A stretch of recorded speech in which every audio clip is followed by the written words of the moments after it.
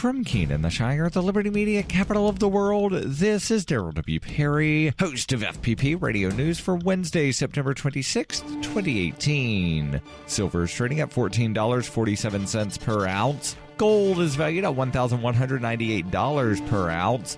Zen is trading at $16, and the average price of Bitcoin is $6,510.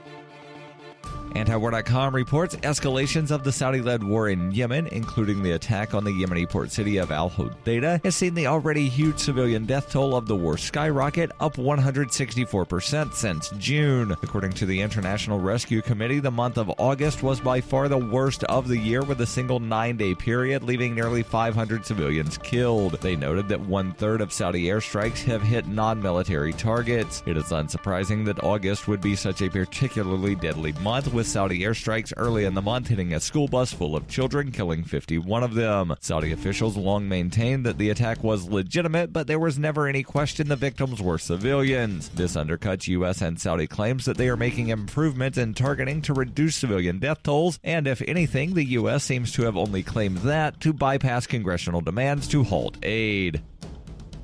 You can support FPP Radio by shopping online. Whether you're looking for precious metals, bitcoins, or books, you'll find that and more at shop.fppradio.com. Every purchase you make from one of my affiliates, like Namecheap and Amazon, at shop.fppradio.com helps fund FPP Radio. That's shop.fppradio.com.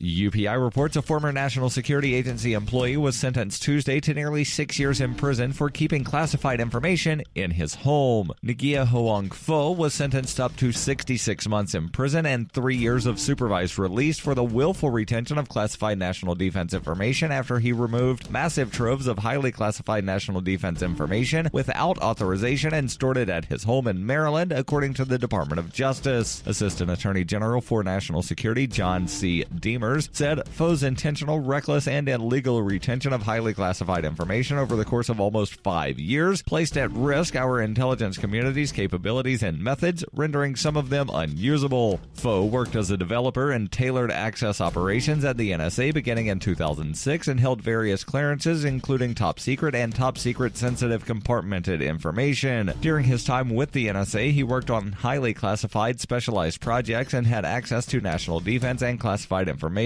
He also received training about the proper handling, marking, transportation, and storage of information, was warned of the consequences of unauthorized treatment of the materials, and signed numerous non-disclosure agreements stating he understood the conditions. Pho's plea agreement stated he removed and held U.S. government property, including documents and writings that contained national defense information classified as top secret and SCI in both hard copy and digital forms in his home, with the knowledge that he was not authorized to do so. U.S. Attorney for the District of Maryland, Robert K. Herr, said removing and retaining such highly classified material displays a total disregard of Pho's oath and promise to protect our nation's national security. You can support FPP Radio by joining the Fans program. Fans are friends, allies, and numerous supporters. Fans help FPP afford to produce more original content. You can join the Fans program for as little as $1 per month through Patreon and get perks like ad-free versions of FPP Radio News and Peace, Love, Liberty Radio. To learn more or to join the Fans program, visit fans.fppradio.com.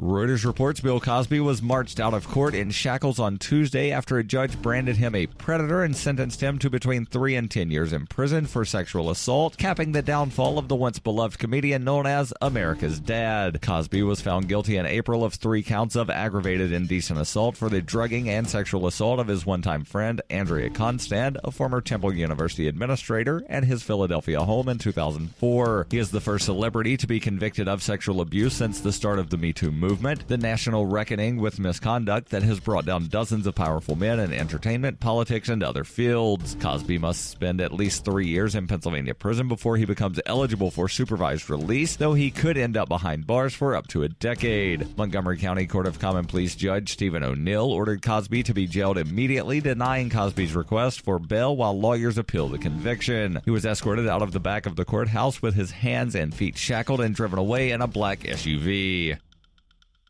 This has been FPP Radio News, online at fppradio.com.